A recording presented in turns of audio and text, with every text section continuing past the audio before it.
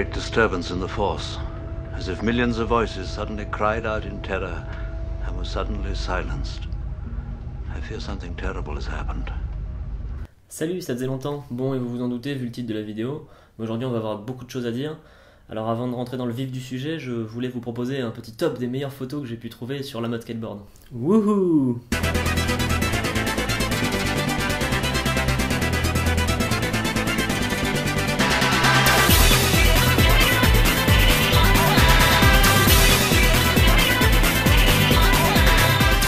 Bon alors soyons directs.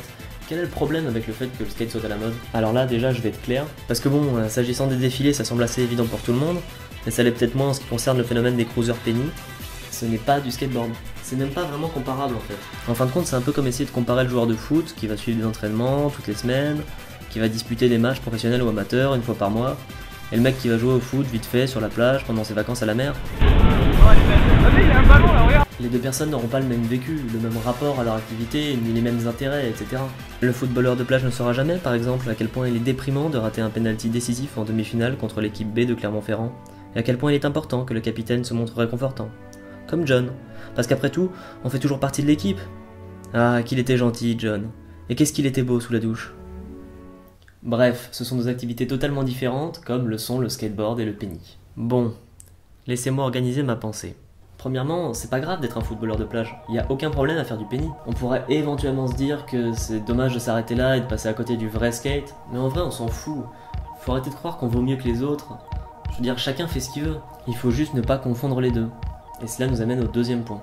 Je crois que ce qui nous dérange vraiment dans le fond, c'est la confusion entre les deux par la société. Que l'on assimile une activité artistique et on va le dire sportive, même s'il faudrait nuancer. Un simple accessoire de mode, un instrument du paraître. Joliment dit, Jack. Merci, Jack. D'autant que je me répète, mais on ne partage pas la même culture, pas les mêmes valeurs, pas les mêmes intérêts. Le skate s'est toujours placé dans une forme de contre-culture. Pas vraiment de règles, pas d'hiérarchie formelle, n'en déplaise à la Street League. Une idée de détournement des utilisations classiques du mobilier urbain, etc., etc.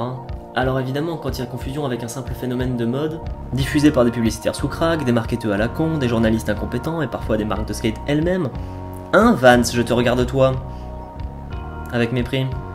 Phénomène de mode qui va bien entendu véhiculer des valeurs consuméristes, eh bien je peux comprendre que ça rende ronchon. Bon, tout ça étant posé, il me semble qu'une nouvelle question s'impose. Pourquoi y a-t-il autant de skate partout?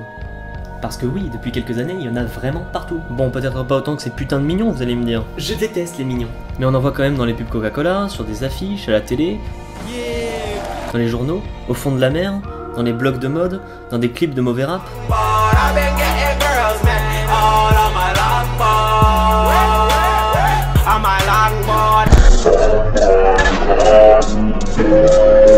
Alors, pourquoi? Eh bah écoutez, parce qu'il y en a partout. C'est une mode, c'est pas bien compliqué, ça se renforce tout seul. Tu vois des types cool en penny dans des clips quand t'as 14 ans, t'es influencé, comme tout le monde. Tu te bouffes 14 000 pubs par an avec des mecs en longboard, c'est pareil. Plus il y en aura, plus les gens se tourneront vers ça, et plus les créatifs continueront de banquer sur la mode skateboard surtout. Et j'aimerais maintenant insister sur un point. Je pense que nous aussi on a notre part de responsabilité. Et là je dis nous pour parler des skateurs, mais en fait je veux parler d'eux, les skateurs pros, ceux qui comptent vraiment et qui sont invités à la télé. Oh la chance! Tant qu'on se montrera dans les médias grand public en faisant des trucs trop cool parce que le skate c'est trop cool putain, ou plus simplement en vendant son image à des marques qui n'ont aucun putain de rapport, n'est-ce pas Lizard King? Encore toi là! Et bah tout ça alimentant l'effet de mode, ça pourra pas changer. Et même sans les chercher jusqu'à Lizard King, des exemples t'en as un paquet. Ça va de Alex Olson pour Le Monde, à ce mec là chez Playboy, en passant par Canal+. Parce que non, je comprends pas l'intérêt de se pointer dans un média généraliste pour parler très approximativement de skate à des gens qui visiblement n'en ont rien à foutre. Que voit-on sur cette photo? Un skatepark ou ce qu'il reste d'un réacteur à Fukushima?